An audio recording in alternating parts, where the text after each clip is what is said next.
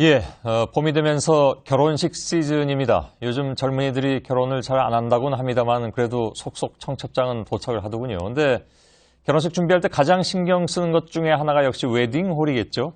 그래서 미리미리 알아보고 예약도 하곤 합니다. 근데 지금 전해드릴 이 밀착 카메라를 보시면 이거 뭘 믿고 웨딩홀을 골라야 하나 싶으실 겁니다. 연인들의 소중한 결혼식을 망쳐놓은 황당한 웨딩홀 현장을 김관 기자가 밀착 카메라로 취재했습니다. 자, 지금 제 손에는 한 예비 부부의 청첩장이 들려 있습니다. 안을 좀 펴서 들여다보겠습니다. 3월 7일 토요일 오후 1시, 바로 지금이 이 시간이고요. 그리고 이 웨딩홀 5층 홀에서 열린다라고 되어 있습니다. 약도를 보니까 이곳은 이대역 바로 근처에 있는 예식장인 것 같은데 바로 제 뒤에 있는 건물 5층입니다. 그런데 한창 예식이 진행되고 있을 이 시간에 지나다니는 사람은 전혀 없고 또 예식이 진행된다는 안내 표시도 전혀 되어 있지는 않습니다. 안으로 들어가 보겠습니다. 어디로 들어가야 할지 난감합니다. 그래서 결국 이 5층까지 걸어서 올라와 봤습니다. 그런데 올라오자마자 제 목소리가 울리는 게 들리실 텐데 이 5층은 아무도 없이 어둡고 썰렁한 모습입니다. 이쪽으로 와보시죠. 여기가 바로 오늘 예비 부부가 결혼식을 올리기로 한 예식장인데 신랑 신부도 없고 그들의 하객들도 없습니다. 그렇다면 이 사람들 도대체 지금 어디에 있는 걸까요? 하객들이 하나둘 찾아옵니다. 그리고 황당해합니다. 웨딩홀이 해요? 관계자분 아니시나요? 못 들어가요. 5층 다 잠겨있어요. 사람이 이렇게 없을 수 없어요. 결혼식에. 이상하죠. 무슨 결혼식 이래. 이때 다른 하객들이 밖으로 나갑니다. 어머 이상하다. 어떻게 된 거야? 그러더니 황급히 택시를 잡습니다. 또 다른 하객들은 어린이 통학버스를 타고 떠납니다. 따라가 봤습니다. 버스가 도착한 곳은 서울 영등포의 한 웨딩홀. 이대 앞 예식장에 있어야 할 신랑 신부가 여기에 있었습니다. 어떻게 된 건지 물었습니다. 장난 아니었죠 진짜. 청첩장 다 풀린 상태였는데 갑자기 나니까 가족들 다 장난 아니었어요. 계약한 웨딩홀이 문을 닫았다는 소식을 결혼을 불과 엿새 앞두고 들은 겁니다. 제가 중요한 신장인데 어이가 없죠. 그래도 배신은 거기를 믿고 어쨌든 계약을 했는데 예식을 받고 세겜을 줘야 되는 부분인데 아무나가 다 연락도 안 되고. 더 큰 피해도 있습니다. 역시 같은 웨딩홀을 예약한 이 부부의 결혼식은 지난달 28일이었습니다. 제가 메이크업을 하고 웨딩드레스를 입고 이제 출발을 해야 되는데 그 전에 저희 어머니가 놀라서 전화를 하셨어요. 지금 경찰도 오고 난리고 지금 경찰관 말씀으로는 결혼식 하기 힘들 것 같다고 하고. 당시 웨딩홀에선 한 여성이 자살 소동을 벌이고 있었습니다. 건물측이 웨딩홀의 전기와 물을 끊어버리자 웨딩홀 대표가 이를 복구시켜달라며 항의 시위를 한 겁니다. 부부는 1시간 만에 다른 웨딩홀을 구해 식을 올려야 했습니다. 분위기가 거의 초상집이었어요. 결혼식이 아니라. 저는 메이크업 다 했는데 거의 지워지고. 계속 울고 이제 신부도 해당 웨딩홀을 다시 찾아갔습니다. 자, 이 웨딩홀이 폐건물로 방치된 게 하루 이틀 얘기가 아니라는 건 이곳 연회장에 올라와 보니까 더욱 분명합니다. 자, 이렇게 각종 조리기구들이 뽑혀진 채 아예 널브러져 있는 곳입니다. 이쪽으로 가보시죠. 곳곳에 먼지들이 아주 수북한데 제가 이 하얀색 장갑을 껴서 보여드리겠습니다. 하얀색인데 이렇게 금방 시커매집니다. 상황이 이런데도 웨딩홀 관계자들은 한 명도 없습니다. 자, 이 웨딩홀 경연진들을 만나기 위해서 화물용 엘리베이터를 탄 채 직원용 출입구 앞까지 와봤습니다. 그런데 역시 출입구는 잠겨져 있는 채 열리지 않고요. 그 앞에는 웬 통지문이 붙어 있습니다. 가까이 와서 좀 보실까요? 이 제목인데 웨딩홀 층에 대한 퇴거 요청이다라고 되어 있고 그 밑에는 현재 이 웨딩홀 측이 건물을 무단 점유하고 있다는 설명 붙어 있습니다. 웨딩홀이 관리비와 임대료 수십억 원을 내지 않자 건물 관리단 측이 내린 조치입니다. 양측은 관리비와 임대료 문제로 법적 분쟁 중이었습니다. 뭐 돈을 벌면서도 이제 안 준 거죠. 임대료가 한 지금 31억 정도 밀려 있거든요. 자기가 권한은 법원에서 관리비나 단전단수 할 수 있는 상무행위를 주셨고 그거에 따라 진행을 고지한 다음에 진행을 한 겁니다. 수소문 끝에 웨딩홀 관계자와 어렵게 연락이 닿았습니다. 저희들은 예식을 어떻게든 진행하려고 했고 뭐 싸울 때 싸우더라도 예식은 하고 싸우자는 거였죠. 결국 고래 싸움에 새우등 터지듯 애꿎은 신랑 신부들이 피해를 본 겁니다. 평생에 한 번 이렇게 하는 일에 대한 사업인 건데 장사를 할 자격이 아예 안 되는 거죠. 그 사람들은. 벌써 지금만 해도 이 정도 상황이면 그 200상이라고 들었어요. 제가 대충. 앞으로 예식 진행하실 분들이. 뜻밖의 웨딩홀 계약이 파기된 예비 부부들은 당장 피해를 구제받을 길도 막막합니다. 최근에 법원 입장이 이런 웨딩과 관련한 소송에서는 정신적인 손해배상을 꽤 인정을 해주고 있습니다. 손해배상 청구하는 것이 가장 좋은 방법이고 그 다음으로는 이것은 일종의 사기라고 할 수 있는데요. 사기금, 사기죄로 고소하실 수도 있습니다. 자, 서울의 한 대형 웨딩홀입니다. 오늘 주말 낮 시간대를 맞아서 결혼식이 몇 개가 안에서 열렸고 그 뒤에 빠져나온 하객분들 그리고 혼주분들이 밝은 표정으로 삼삼오오 이야기를 나누는 모습이 보입니다. 이번 사건으로 제가 만났던 많은 예비 부부들도 결혼식을 준비하면서 바로 이런 행복한 풍경을 바라고 있진 않았을까요? 밀착 카메라 김관입니다.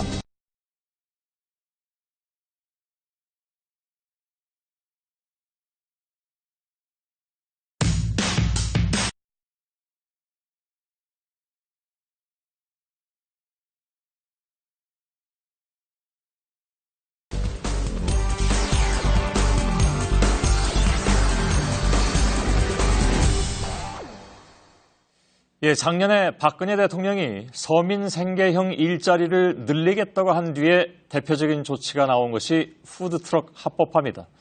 당시 새 일자리는 6,000개, 400억 원의 부가가치를 창출할 것이라는 전망을 내놓기도 했습니다. 그러나 1년이 지난 지금 허가받은 푸드트럭은 지난달 기준으로 해서 전국에 불과 33개뿐입니다. 왜 이렇게 됐을까요? 밀착 카메라 안지현 기자입니다. 지난 주말 경기도 화성에서 열린 축제. 유독 사람들이 많이 몰려있는 곳이 있습니다. 개조된 차량 안에서 음식을 판매하는 이른바 푸드트럭입니다. 음식의 조리에서 판매까지 전 과정을 이 차량 안에서 해결할 수 있도록 설계되어 있는데요.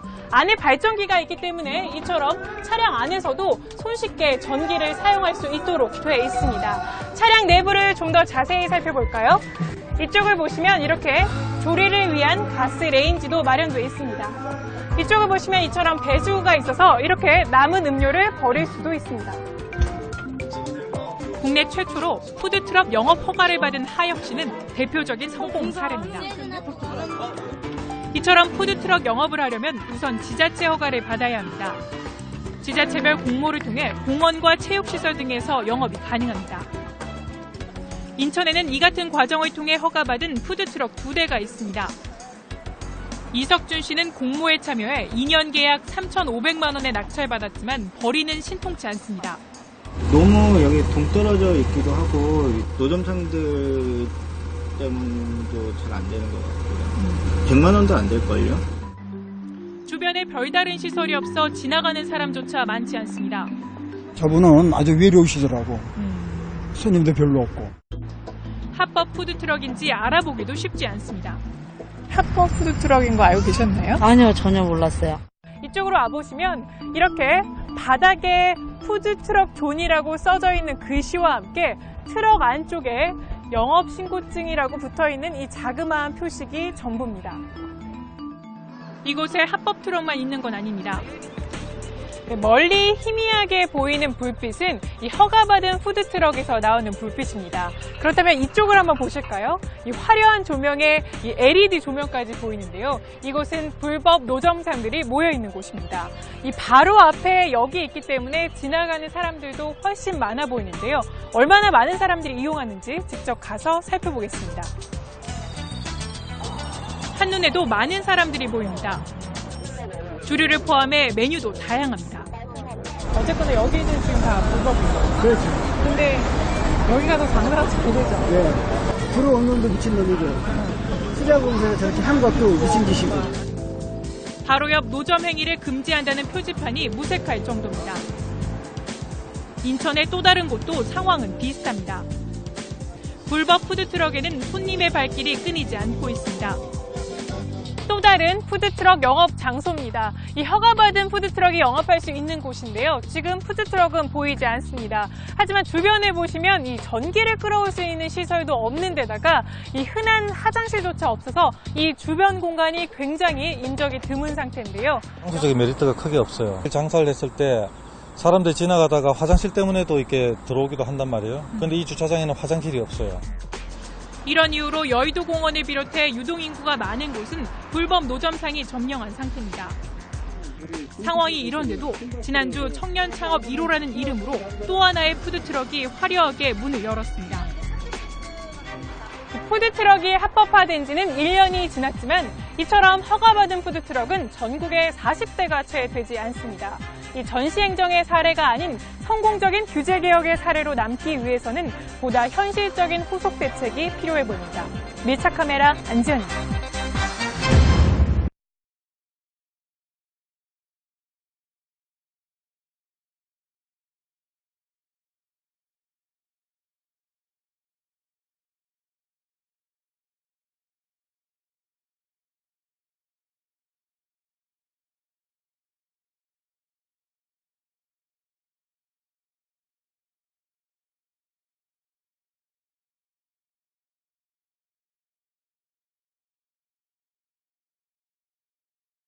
사람 향기 가득한 이세계 MMORPG가 온다. 시그널 사전 예약 진행 중.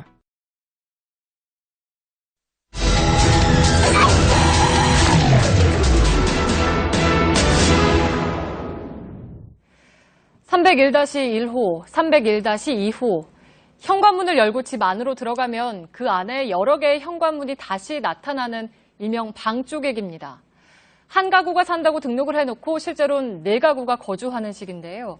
한 푼이라도 저렴한 방을 구하려는 20, 30대 청년들이 주로 찾고 있습니다. 문제는 화재라도 나면 방법이 없다는 겁니다. 같은 이유로 경기도 의정부의 한 아파트에서 130명의 사상자를 낸 화재가 있었던 게 불과 지난해의 일입니다. 밀착카메라 박소영 기자입니다. 서울의 한 대학교 앞입니다. 인근 주택가에는 주로 이 학교의 재학생들이 살고 있습니다. 해당 다세대 주택의 건축물 대장을 떼봤더니 보시는 것처럼 8세대가 살고 있다고 등록돼 있습니다. 보시는 것처럼 우편함도 모두 8개입니다. 그런데 자세히 보시면요. 301호-1호, 2호, 3호라고 적혀 있고요. 4층도 마찬가지로 401호-1호, 2호, 3호라고 적혀 있습니다. 어찌된 일인지 안쪽에 들어가 확인해 보겠습니다. 건물 내부에 들어가니 층마다 현관문이 2개씩 있습니다. 401호의 현관문을 열어봤더니 신발장이 보이는 게 아니라 새로운 3개의 방문이 이렇게 보입니다.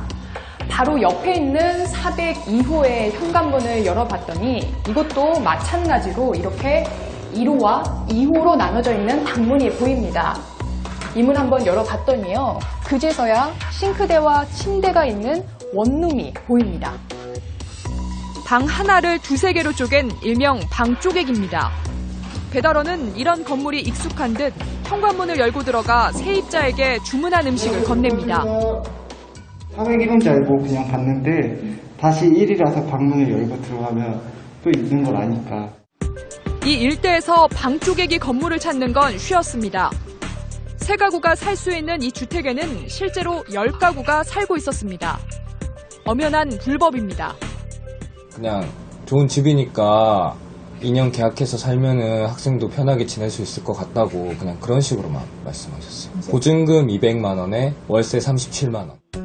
하지만 얇은 칸막이로 방을 나눠 방음에 취약합니다.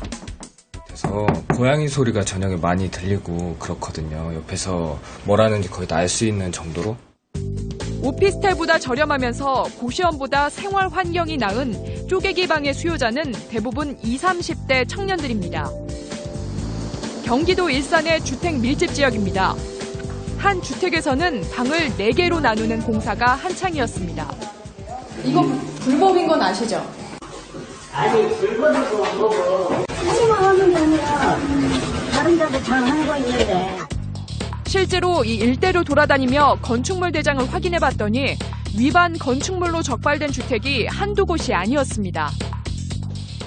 내 가구가 산다고 신고한 이 건물 외벽을 보면요. 이렇게 도시가스 계량기가 6개 달려 있습니다. 그런데 이게 다가 아니라 이쪽으로 오시면 계량기가 13개 더 달려 있습니다. 내 가구가 산다고 신고해놓고서는 실제로는 19가구가 거주하고 있는 겁니다. 이쪽으로 오시면요. 불법으로 방을 쪼갠 정황을 살펴볼 수 있는데 이렇게 발코니에 칸막이를 임의로 설치한 다음에 발코니를 둘로 나눠 사용하고 있는 겁니다. 문제는 이런 불법 개조 건물이 화재에 취약하다는 겁니다. 방을 쪼개다 보니 이동 통로는 좁아지고 소화기 같은 소방시설은 축소될 수밖에 없습니다. 실제로 지난해 1월 130명의 사상자를 낸 경기도 의정부의 아파트 화재는 방 쪼개기가 화재를 키운 원인으로 지목됐습니다. 정부는 위반 건물주에게 원상복구를 명령하고 이행 강제금을 징수하고 있습니다. 하지만 강제금보다 임대 수익이 더 큰 상황이라 실효성을 거두지 못하고 있습니다. 이행강제 듣고 계속해서 쓰시겠다는 거에 대해서는 저희도 어떻게 할 수 있는 부분은 없다고요. 어둡고 미로식 복도에 있는 쪼개기 방들, 조금 더 저렴한 방을 찾는 세입자들은 오늘도 화재 위험에 내몰리고 있습니다. 밀착 카메라 박소연입니다.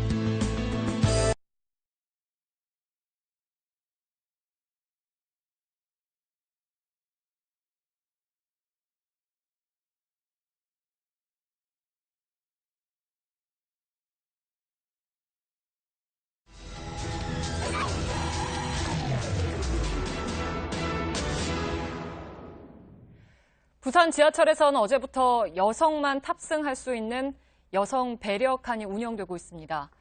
여성 승객들 편의뿐 아니라 성범죄도 막겠다는 취지인데요. 한쪽을 분리하고 갈라놓는 것만이 대수냐는 문제 제기도 있고 실효성이 있냐는 문제 제기도 있습니다. 현장에서 취재해본 결과로는 우선 잘 지켜지지 않는다는 것이었습니다. 밀착 카메라 안지현 기자입니다. 부산의 지하철 1호선. 하루 평균 이용객은 44만 명으로 부산 지하철 승객 가운데 절반가량이 이용하는 열차입니다. 이곳은 부산 지하철의 여성 배려칸 앞입니다. 말 그대로 여성 승객만 탈 수 있는 곳인데요. 이 전체 열차 가운데에서는 5호차 한 칸에서 시간은 보시는 것처럼 출퇴근 시간 각각 2시간 동안 제한적으로 운영됩니다. 현재 시각이 7시 49분인데요. 이 특수 카메라를 들고 한 명의 여성 승객의 시선으로 배려칸 안의 모습을 살펴보겠습니다. 배려칸 안에 탑승했습니다. 이렇게 배려칸을 알리는 안내원이 탑승해서 이렇게 안내를 하고 있고요. 또 안에 보시면 여성 승객도 보이지만 좌석에 앉아있는 남성 승객도 보입니다. 이 좌석 중간에는 여성 배려칸임을 알리는 안내문이 붙어 있습니다. 또 이뿐만 아니라 출구 쪽에 가시면 이렇게 문에도 배려칸임을 알리는 안내 표지판이 붙어 있고요. 또 통로 위쪽에도 이렇게 여성 배려칸이라고 써 있습니다. 여성 배려칸에 탄 승객들은 대체적으로 긍정적인 반응입니다. 여성들이 굉장히 어려운 일을 많이 당하잖아요. 이런 칸만 있으면 조금 더 안심도 되고. 같이 오시면 사실 여성분은 탈 수 있고 남성분은 탈 수 없는 건데. 옆에 칸에 타면 되죠. 퇴근 시간대 여성 배려칸을 지켜봤습니다. 승객 10명 중 2~3명은 남성입니다. 이들은 여성 배려칸 표시가 잘 보이지 않거나 몰랐다고 말합니다. 좀 크게 가가지고 확대를 해서 붙여줘야만이 이해도 많고. 사람들이 그렇게 붙여있으면은 있을까 딱 타고 말해주기 전까지 몰랐던 것 같아요. 홍보 부족 문제가 제기되는 이유입니다. 이 열차는 여성 배려칸 홍보 열차입니다. 말 그대로 여성 배려칸을 더 많이 홍보하기 위한 열차인데요. 손잡이를 보시면 이 여성만 탈 수 있다고 표시가 되어 있습니다. 이뿐만 아니라 이 창문에도 양보를 해달라는 홍보물이 부착되어 있습니다.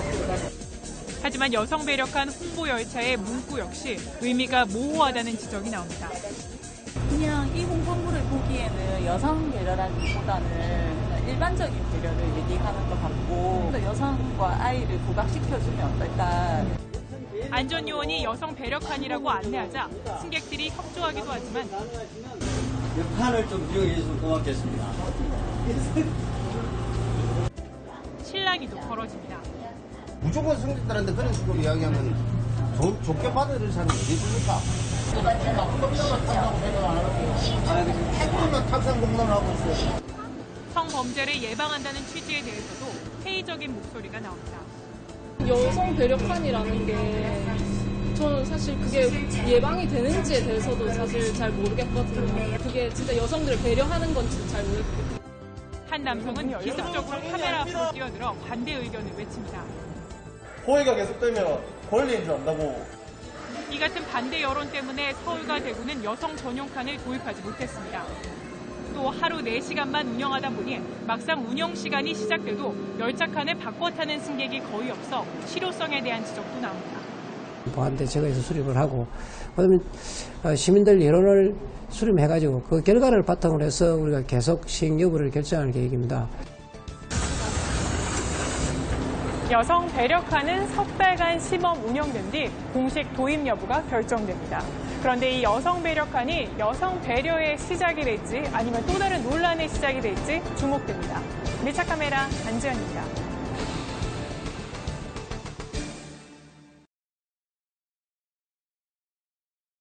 양심이 있으면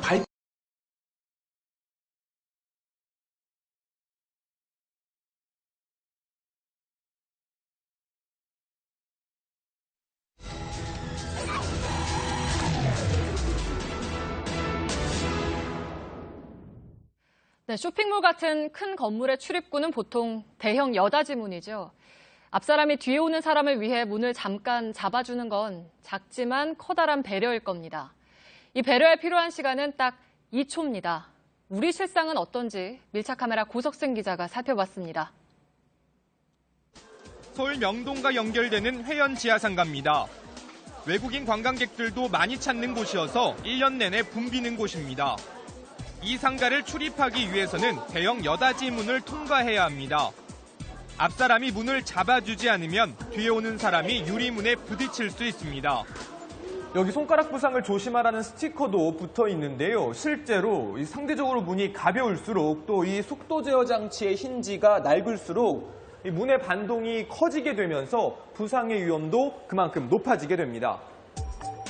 사람들이 가장 많이 드나드는 출입문에 카메라를 설치해 통행 모습을 지켜봤습니다. 뒤따라오는 이들을 위해서 문을 잡아주는 사람은 찾기 힘듭니다. 이렇다 보니 자칫 부상으로 이어질 수 있는 아찔한 모습도 심심찮게 목격됩니다. 앞사람이 문을 세게 닫고 나가면서 팔이나 어깨를 부딪히는 모습은 흔합니다. 문에 이마를 찍고 놀라기도 합니다. 서울의 한 백화점 출입문 앞으로 장소를 옮겨봤습니다. 이곳 역시 뒷사람을 위해서 문을 잡아주는 모습은 찾기 힘듭니다. 애기 데리고 가다 보면은 짐도 많고 하니까 문 빨리 가시다 보니까는 제대로 잘 안 잡아주셔서 그냥 좀 당황스러운 적은 몇 번 있었어요. 노인들이나 장애인들 그리고 어른 눈높이에서는 눈에 잘 띄지 않는 아이들은 더 위험합니다. 배려는 바라지도 않아요. 제가 문 열면 제가 이게 앞에서 치고 들어오지만 않았으면 좋겠어요. 한 번은 진짜 밟을 뻔했어요. 발을. 근데 오히려 되려 저한테 그리고 화를 내시고 가셨거든요. 많은 사람들이 오가는 서울시청 출입문. 문 앞에 작은 스티커가 붙어 있습니다. 이 스티커를 자세히 보니까요. 뒷사람의 모습을 볼 수 있게 거울이 함께 부착돼 있는데요. 뒷사람을 배려해서 손잡이를 잠시 잡아달라는 의미를 담고 있는 겁니다. 실제로 이 스티커가 얼마나 효과가 있을지 잠시 지켜보겠습니다. 앞선 두 곳보다는 문을 잡아주는 사람이 확연히 늘었습니다. 그냥 지나는 것보다는 이제 이렇게 해주면은 생각이 이제 자각이 드니까. 지하철을 타고 내릴 때에도 잠깐의 배려가 필요합니다. 열차가 도착하면 안에 있던 승객들이 다 내린 뒤에 탑승을 해야 되는데요. 이를 지키지 않는 일부 승객들 때문에 서로 눈살이 찌푸려지는 경우가 종종 생깁니다. 열차를 직접 타고 다니면서 실태가 어떤지 알아보겠습니다. 열차가 승강장으로 들어오고 문이 열리기가 무섭게 사람들이 열차 안으로 들어갑니다. 내리는 승객들은 안중에도 없습니다. 아이를 앞세워 좁은 틈을 헤집고 들어가기도 합니다. 내리려고 했는데 사람들이 너무 많이 밀려와서 제가 못 내린 적이 있었거든요. 그래서 엄청 당황스러웠어요. 왜 이렇게 급하게 탑승을 하는 걸까? 그렇지. 여기 자리가 하나밖에 없었잖아. 남보다 먼저 가려고 하는 건 그 마음이 항상 있다고. 사실은 그건 인정해요. 배려는 남을 위해서뿐만 아니라 나를 위해서도 중요합니다. 그 여유라는 거는 뭐 돈이나 지위 같은 것 같진 않아요. 그렇게 갚으면 또 몇 배로 돌아오니까 그게 결국엔 장기적으로 나한테는 투자죠. 살기가 빠듯하다, 여유가 없다. 요즘 주변에서 흔히 들을 수 있는 말입니다. 이런 때일수록 서로를 위한 작은 배려가 우리 사회를 조금 더 따뜻하고 안전하게 만들 수 있지 않을까요? 밀착 카메라 고석승입니다.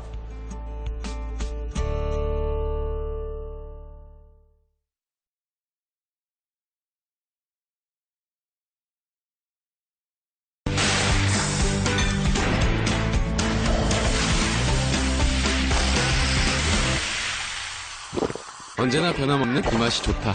시원하다. 칠성사이다가 좋다. 맑고 깨끗한 칠성사이다.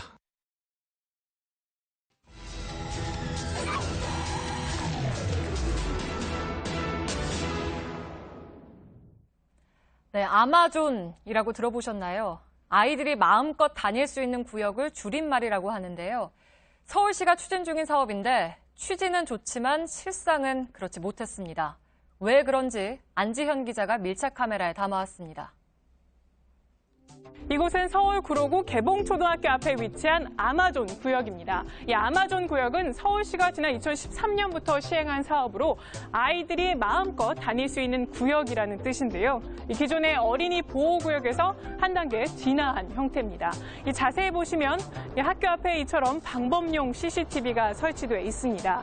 또 이쪽에 보시면 이 아이들이 주로 통학하는 시간대에 차량 통행을 제한하고 있고요. 앞에 보시면 보도에는 이 볼라드를 설치해서 이 안전한 통학로를 만든다는 겁니다.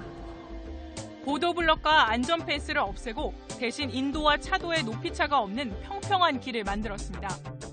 그런데 아마존 설치 이후 더 위험해졌다는 지적이 나옵니다. 가드레일이 있었는데 다 없애버렸거든요. 인도로 가는 개념이 좀 희박해진 거죠. 이제 본격적인 하교 시간이 시작됐습니다. 지금부터 약 1시간 반 전인 12시 반부터 3시간가량 이곳의 차량 통행은 금지된 상태인데요. 그렇다면 이 아마존 지역이 말 그대로 아이들이 마음껏 다닐 수 있는 통학로가 되는지 지금부터 살펴보겠습니다. 아이들은 차도와 인도를 구분하지 않고 걸어다닙니다. 오토바이 한 대가 아이들 사이로 아슬아슬하게 지나갑니다. 곧이어 들어오는 또 다른 차량. 차량 통행 금지인 거 모르셨나요? 네, 저쪽에 나쁜 쪽이 나와 있어가지고. 네. 여기가 아이들 아마존 지역이라는 거 들어보셨나요? 차량은 계속해서 들어옵니다. 이곳의 경우 등교 시간에는 차량 통행 제한마저 없어 차도로 다니는 아이들과 차량이 금세 뒤엉킵니다. 이번엔 운전자 시선으로 살펴보겠습니다. 이 학교로 들어가는 길인데요. 그런데 조금씩 들어가 보시면 보시다시피 어린이 보호구역이라는 표시는 보이지만 그 어디에도 시간제로 차량 통행을 금지한다는 표시는 써 있지 않습니다. 이 길은 학교 앞이다 보니까 일방 통행로인데요. 이 화살표를 따라 조금 더 아마존으로 들어가 보겠습니다. 일방 통행로지만 학교 앞까지 다 와서야 차량 진입을 금지하고 있습니다. 차들이 아마존에 쉽게 들어오는 이유입니다. 이번엔 서울 은평구 가련초등학교 앞에 아마존 지역입니다. 이곳을 자세히 보시면 바닥에 이렇게 초록색 칠을 해놔서 인도를 차도와 구분해 놓았는데요. 그런데 이곳 역시 아이들이 안심하고 다니기에는 조금 위험해 보입니다. 보시다시피 인도 부분에 아무런 턱이 없다 보니까 이 차량들이 쉽게 불법 주정차되어 있습니다. 차가 막 서 있어요. 아이들이 급하게 뛰어들 수도 있고 하니까 당연히 위험한 건 있죠. 학교 일대를 돌아보니 차량뿐 아니라 가판대도 인도에 설치되어 있습니다. 차량은 쉽게 인도를 넘나듭니다. 인도를 이용하는 아이들은 많지 않습니다. 어디로 지나가? 일단 여기. 여기? 여긴 차도잖아. 한 차량은 아예 차량 통행 금지 표지판마저 치워버립니다. 홍보 부족도 문제입니다. 370여 개의 학원이 밀집한 노원구의 은행 사거리. 3년 전인 2013년에 설치된 아마존이지만 도로 위 표지판을 제외하고 이를 알아보기는 쉽지 않습니다. 아마존이 어떤 곳인지는 알고 계셨나요? 아니요. 처음 들어? 네. 차만 막 다니고 공원이나 그런 데만 아마존이라고 할 수 있어요. 여긴 아니라고. 서울시는 31억 6천만 원을 들여 서울 내 모두 15곳에 아마존을 설치했습니다. 아마존이나 스쿨존의 가장 핵심은 자동차와 어린이를 근본적으로 분리시켜주는 겁니다. 경계턱이나 가드레일을 설치해서 차와 어린이를 근본적으로 분리시켜줘야죠. 아마존 사업에는 이제껏 30억 원이 넘는 예산이 들어갔습니다. 하지만 여전히 통학로는 아이들이 마음껏 다니기에는 너무나 위험했습니다. 밀착 카메라 안지연입니다.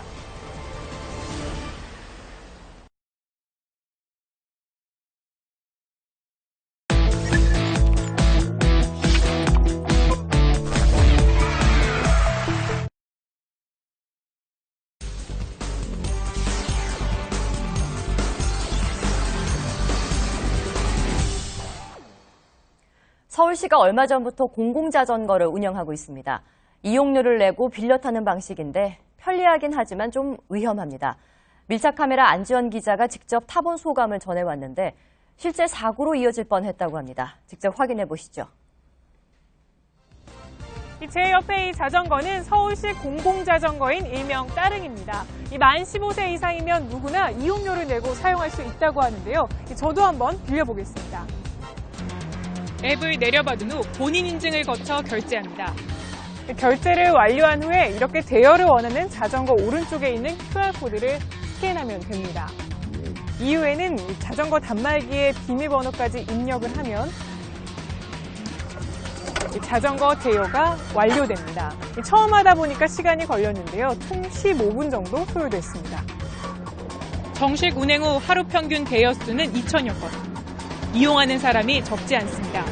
제가 올 때마다 한 거의 10대 가까이 배치를 해놓고 가는데 한 2시간 지나면 또 없고. 안전장비와 특수카메라를 착용하고 4대문 일대를 돌아봤습니다. 차량과 자전거가 함께 다니는 자전거 우선도로가 나옵니다. 차량이 무서운 속도로 달려와 진입부터 쉽지 않습니다. 주변 차들은 경적을 울려댑니다. 어렵게 들어서도 위태롭기는 마찬가지입니다. 제가 달리고 있는 이 길은 세계 자전거 우선 도로입니다.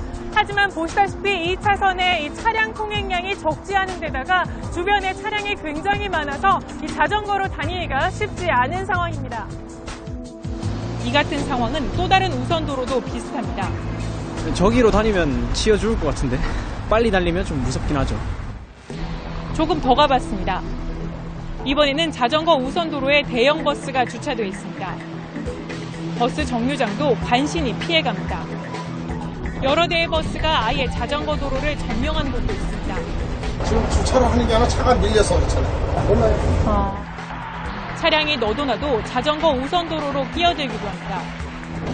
오토바이는 자전거 바로 옆이나 뒤에 붙습니다.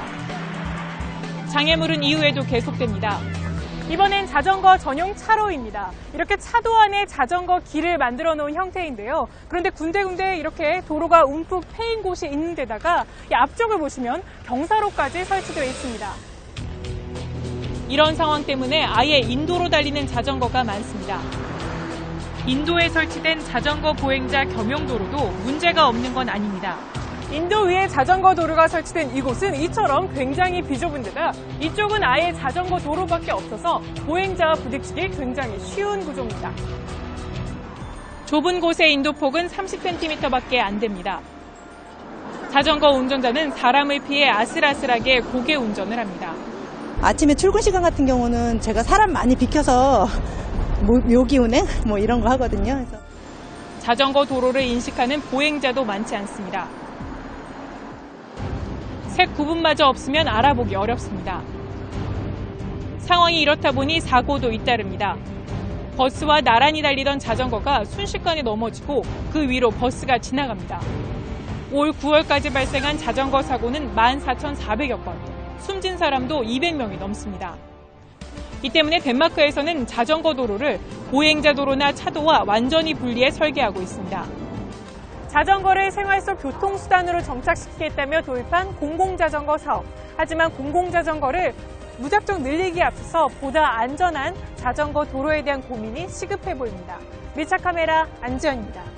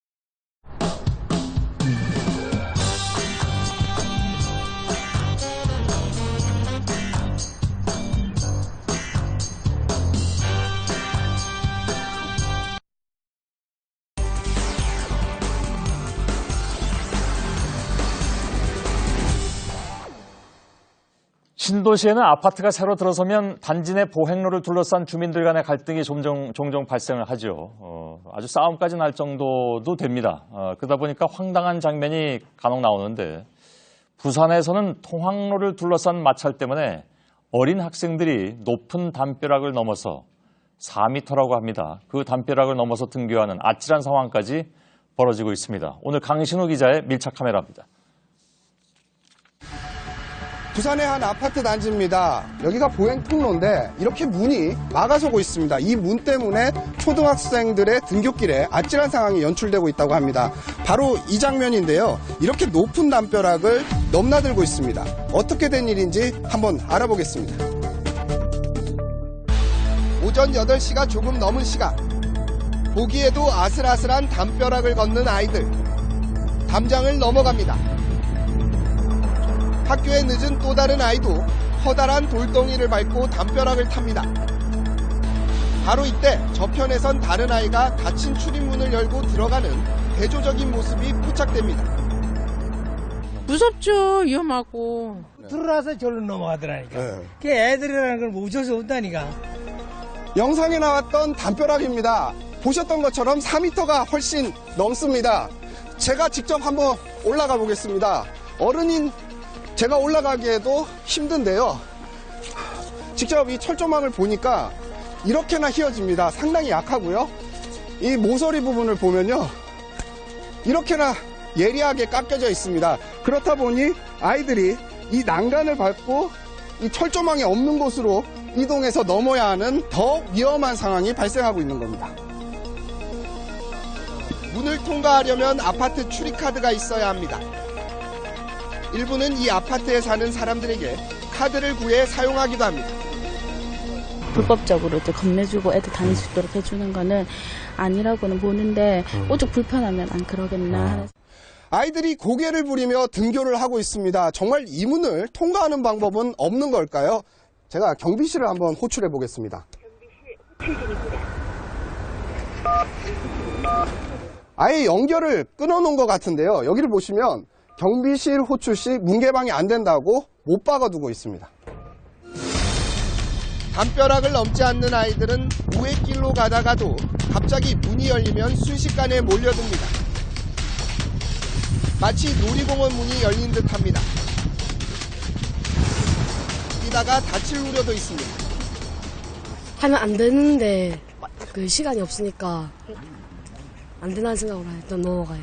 부모님은 뭐라고 해요? 저희는 엄마가 몰라요. 저 문을 없애고 자유롭게 다닐 수 있게 해줬으면 좋겠어요. 이렇다 보니 문을 넘어가는 방법을 개발해내는 아이들도 있습니다. 여기 밟고 올라가서요? 그럼 반대쪽에 뚫려 있어요. 그래서 그러면 다시 이거 밟고 내려와요. 이웃 주민들만 불편한 게 아닙니다. 해당 아파트 주민들도 발목이 잡혀 있습니다. 이렇게 막아놓은 줄 몰랐어요. 이게 저희 세대 비밀번호 누르면 원래 출입문은 8개 될 수 있었는데. 방금 주민이 들어가서 문이 열렸습니다. 저도 들어가 보겠습니다. 이 문을 한번 살펴볼까요? 보통은 안에서 밖으로 나갈 때는 카드가 필요 없는데 이 문 같은 경우에는 전혀 감지를 못합니다. 센서도 없는 것 같습니다. 지금 이렇게 손이 끼었는데 문이 열리지가 않습니다. 경비실 호출도 안 되는 이런 황당한 상황이기 때문에 아이들 같은 경우에는 다칠 수도 있습니다. 이 아파트 주민들은 새로 들어선 이웃 아파트의 학생들이 단지를 지나 통학을 하자 지난 9월 이런 조치를 취한 겁니다. 떨어질 수도 있고 문에 끼일 수도 있는데 꼭 이 지름길로 가야 하는 걸까요? 돌아가는 길과 얼마나 차이가 나는지 이 아이들의 걸음으로 비교해 보겠습니다.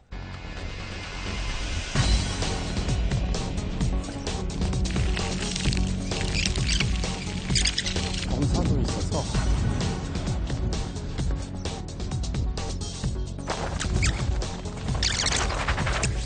네, 돌아가는 길은 경사가 있어서 올라오기도 힘든 데다가 지름길보다 2배 넘게 시간이 걸립니다.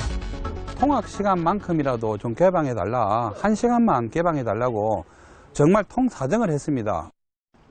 문제의 길은 시가 정한 공공보행 통로여서 차단문을 설치하는 것은 불법입니다. 통행문을 닫아놓은 이 아파트는 곳곳에 이런 도로가 있어서 안전사고가 날 시 그 책임을 고스란히 떠안아야 하기 때문에 문을 열어줄 수 없다는 입장입니다. 공공보행로에 맞는 설비가 제대로 갖춰져 있지 않다는 주장도 합니다. 공공보행 통로에는 장애 루트로 시설이 돼 있어야 돼요. 그것도 안 돼 있고 시설도 안 되는데 허가 내주는 게 돈이고요. 관할군청은 불법문 관련 이 아파트에 100만 원의 과태료를 부과했지만 해당 문 철거에는 적극적으로 나서지 않고 있습니다. 웬만하면 짜진 철거 가능하도록 중재를 하려고 하거든요. 하지만 주민들은 여전히 대립각을 세우고 있습니다. 빨리 하고 싶으면 빨리 하자고 공문 보내면 되죠. 아니요, 입대기 구성하자마자 첫날에 바로 1호 문서를 보냈습니다. 애들 볼모로 뭔가 뜻이 있어서 그런 거 아닙니까? 조용히 하세요. 조용히 하세요. 이야기하고 있잖아요. 어른들이 이견을 좁히지 못하는 사이 아이들의 고개 등교는 계속되고 있습니다. 불상사가 나기 전에 해당 지자체가 조속히 해결 방안을 내놔야 합니다. 밀착 카메라 강신우입니다.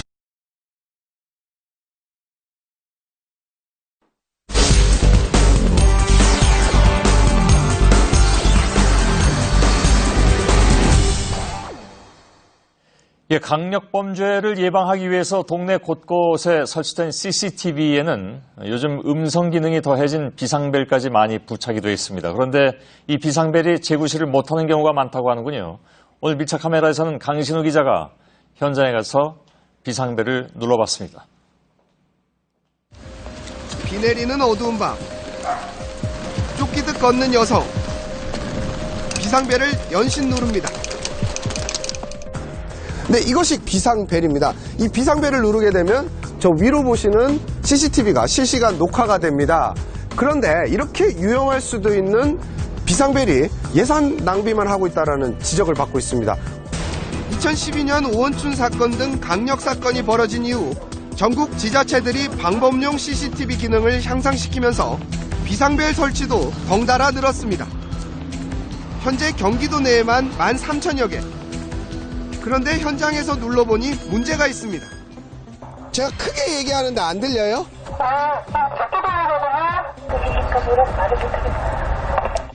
제가 이렇게 가까이서 불렀지만 안에서는 제대로 들을 수 없다고 합니다. 반대로 현장에서 관제실 소리가 들리지 않는 곳도 있습니다. 여보세요? 여보세요?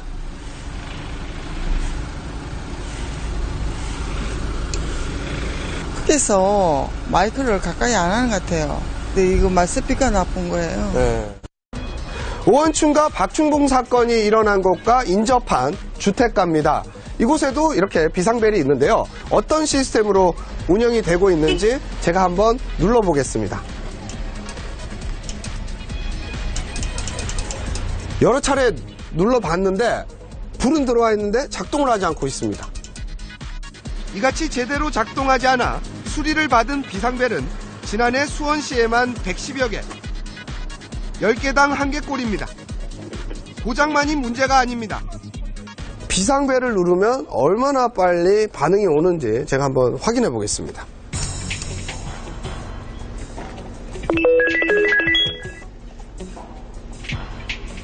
관제센터입니다. 33초가 걸렸습니다. 이렇게 반응이 빠르지가 않는 건가요? 누르면 이렇게 안 되는 오랫동안 거예요? 누르면 벨소리가 오랫동안 나기 때문에 그 차이점 때문에 그럴 겁니다. 아이들의 접근성도 떨어집니다. 네, 이곳 어린이 보호구역에도 이렇게 비상벨이 설치는 돼 있습니다. 이 비상벨 설치의 높이를 한번 보면 170cm가 됩니다. 때문에 키가 작은 어린아이들 같은 경우에는 이 비상벨을 누르기가 힘이 듭니다.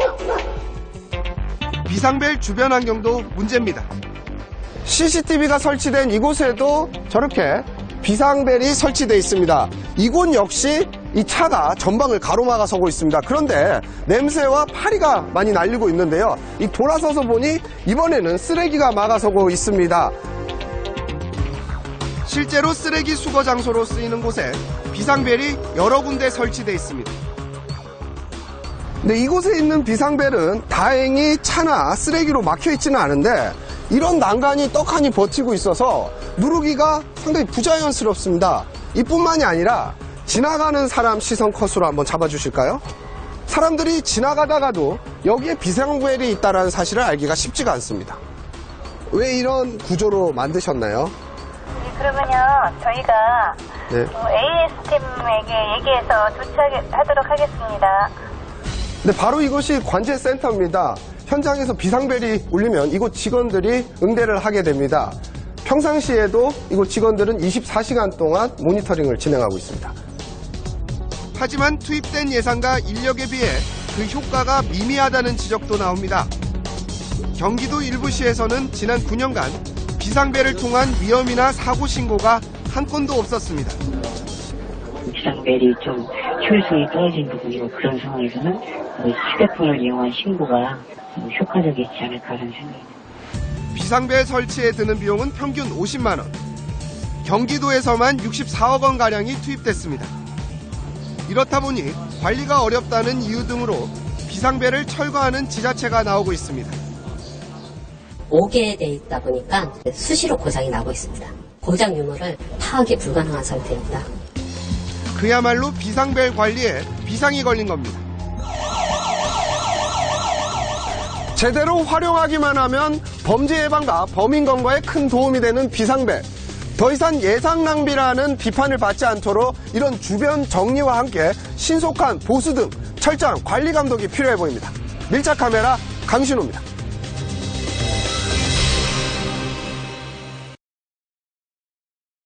지하철이 생긴 지 43년이 되었습니다. 1974년에 서울 지하철 1호선이 개통하면서부터죠.